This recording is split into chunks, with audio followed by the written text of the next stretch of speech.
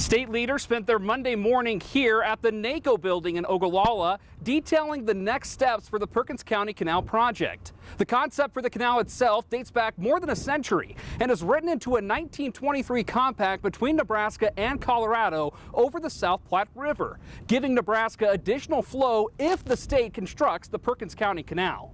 The project resurfaced in 2022 when then Governor Pete Ricketts and the Nebraska legislature set aside funds for the project. Today, officials outline what the canal could mean for Nebraska's long-term water supply, agriculture, and nearby communities as the state moves to secure those compact rights amid growing demands upstream in Colorado. They're building houses, they're ignoring any funds of this. They're paying enormous amounts of money for water taps, and they're still being granted. There's also industrial uses that's out there, and there's agricultural uses in and around Denver that are still happening for irrigation. Design work on the Perkins County Canal has advanced to roughly 60%. In terms of construction, we're out here, we've been working very closely with Western Irrigation District. As we illustrated today, there's a portion of the project that kind of overlies with some of their infrastructure. We will need to get a little bit into the litigation that's been filed to kind of resolve how we go about acquiring land in Colorado and other design elements before we get too far. But our plan right now would put those in the schedule kind of later in this decade, with ultimately bringing the project online at the end of 2032 is our goal. Nebraska Attorney General Mike Hilgers provided an update on the litigation, calling the South Platte River Compact case the most important his office will handle for generations. And by our calculations, we think we have lost out on over 400 billion gallons of water.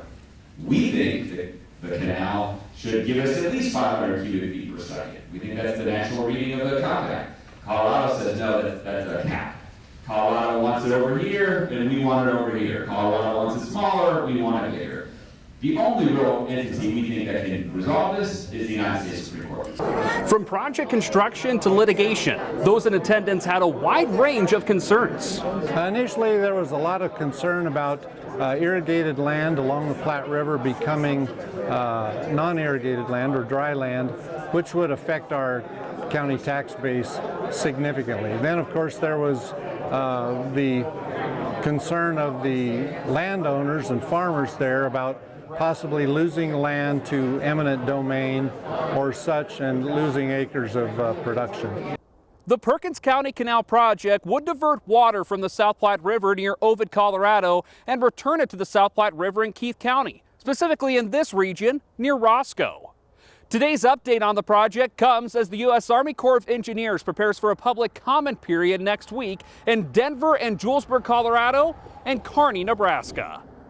Reporting in Keith County, I'm Tristan Winder, KNOP News 2.